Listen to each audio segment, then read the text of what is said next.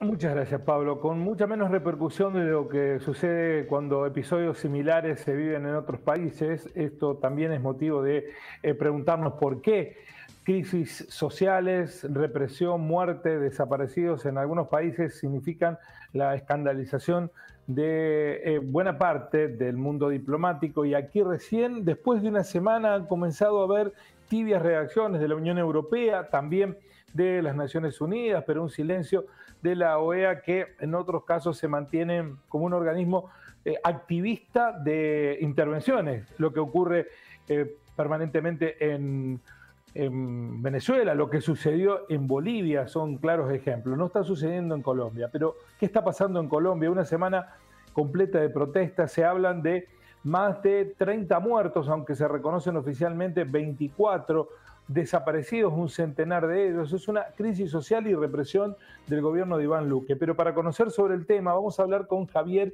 Calderón Castillo, que es un doctor en ciencias sociales, investigador de la CELAC, colombiano residente en la República Argentina. Javier, un gusto. Gracias por esta posibilidad de conocer qué pasa en su país. Buenas noches, Guillermo. Un saludo para toda la audiencia. Muchas gracias por la invitación. Bueno, cuéntenos, ¿es una crisis económica? ¿Es el rechazo a un proyecto que ahora ya retiró el presidente de cambios tributarios o es mucho más profundo? Así es, Guillermo. La situación en Colombia es mucho más profunda. Es un cúmulo, es la expresión de un cúmulo de demandas sociales que no han sido escuchadas por el gobierno nacional durante muchas décadas. Esto es, podemos decir que es una, una olla a presión, digamos, de social que se fue gestando poco a poco, que en el 2019 estalló, hubo una movilización gigantesca en el país, también muy reprimida, y que se detuvo por el inicio de la pandemia, pero que hoy, después de un año largo de protección social por la pandemia, vuelve a estallar y estalla con toda la fuerza, porque hay pobreza, porque hay hambre, porque hay falta de puestos de trabajo y porque hay un gobierno lastimosamente que le ha dado la espalda a los trabajadores, a las trabajadoras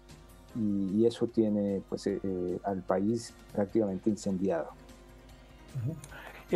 ¿Incendiado en qué magnitud? Porque vemos que hay protestas, pero también hay mucha represión. Sí, por supuesto.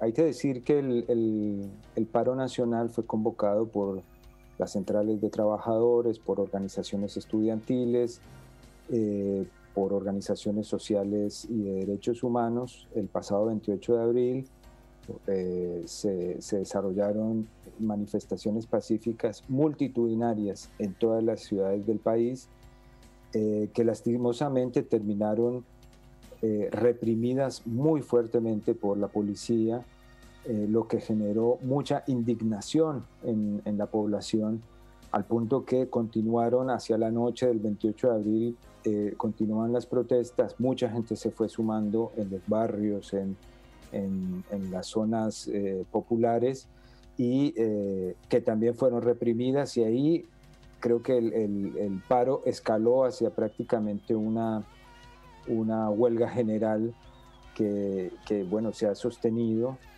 Hoy en algunas ciudades ya hay desabastecimiento de comida, se han sumado otros sectores de las organizaciones rurales al paro nacional.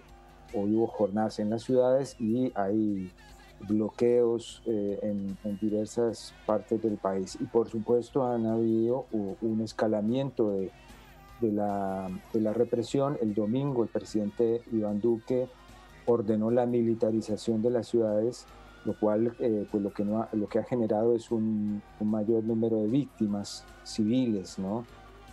Ya tú decías, cerca de 37 personas asesinadas, se están buscando más de 100 personas que estaban en las manifestaciones y están desaparecidas, 2 jóvenes han sido abusadas sexualmente por la policía, hay personas que han perdido sus ojos, más de 1.200 lesionados que están en los hospitales. Bueno, y bueno, el punto en el día de ayer, en la noche y hoy durante todo el día, helicópteros de la Policía Nacional han estado bombardeando con gases lacrimógenos y con balas de goma desde el aire hacia las residencias de los habitantes. Hay una situación dramática en ese sentido. Sin embargo, la gente sigue saliendo a las calles, mucha gente pacífica, mucha gente llamando al gobierno a que cese la violencia y a que escuche las demandas sociales en vez de enviar la fuerza pública. Ahora también, Javier, es una crisis política porque ¿quién está canalizando todo este estado de protesta? Porque Colombia era puesto como un país ejemplo, los Estados Unidos lo citaba permanentemente, a Colombia y a Chile se lo citaba. Y ahora, ¿qué está pasando? Porque hay una crisis que no encuentra tampoco representación. ¿Cómo se puede salir de esta situación? Sí, parte de lo que está pasando es que hay una enorme porción de la sociedad que no está representada en los partidos políticos que durante décadas han tenido el poder en el país. Yo creo que lo que estamos viviendo hoy también es un cambio de la estructura política y el reclamo ciudadano porque se abra la democracia. En Colombia hay un reclamo histórico de los sectores sociales y de las organizaciones de derechos humanos para que haya una apertura democrática, que se permita la diversidad de pensamientos, que se permita a otros sectores distintos a los tradicionales, digamos, para que se expresen. De hecho, en el acuerdo de paz en el 2016, uno de los puntos centrales del acuerdo fue la democratización del país, una democratización que no ha sido posible. El gobierno muy cercano a la ultraderecha ha impedido el cumplimiento del acuerdo de paz. Por el contrario, pues lo que hemos visto es el asesinato de líderes y lideresas sociales durante estos 3 años. Así que, pues formalmente hay una democracia, pero en esencia hay un problema estructural de representaciones políticas que seguramente se verán reflejadas en las elecciones del próximo año. Hay también una permanente llamado y uso de los medios de comunicación que desalientan la participación política. Ahí se puede entender por qué muchos jóvenes no acuden a las urnas. Hay una abstención altísima en el país, pero yo creo que con lo que estamos viviendo una inflexión en ese sentido. Hay una repolitización de una generación de jóvenes que no están dispuestos a permitir que un grupo, pues que ciertos grupos que están en el poder se mantengan. Hoy el país construyó un clivaje muy fuerte político antiuribista, lo que en su momento fue en Perú el antifujimorismo o el antipinochetismo, y eso es lo que estamos viviendo. La gente se está uniendo alrededor de ese clamor antiuribista que tiene un sinónimo de autoritarismo, de neoliberalismo, de pobreza y de represión. Entonces hoy estamos ante un escenario de expresión política en las calles muy fuerte, que seguramente se va a expresar el año entrante en las elecciones generales. Sí, en la base está la desigualdad de una sociedad, donde hay pocos que tienen cada vez más y una gran mayoría que está debajo de la línea de la pobreza. Sí, la semana pasada, Guillermo, salieron los datos del Departamento Nacional de Estadística, que son dramáticos.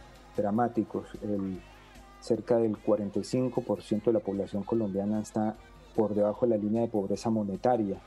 Eso significa que 21 o 22 millones de colombianos y colombianas no llegan a fin de mes, no tienen el dinero suficiente para comprar alimentos, y cerca de 7 millones de personas solamente está comiendo una vez o 2 veces al día, según los datos del Departamento Nacional de Estadística.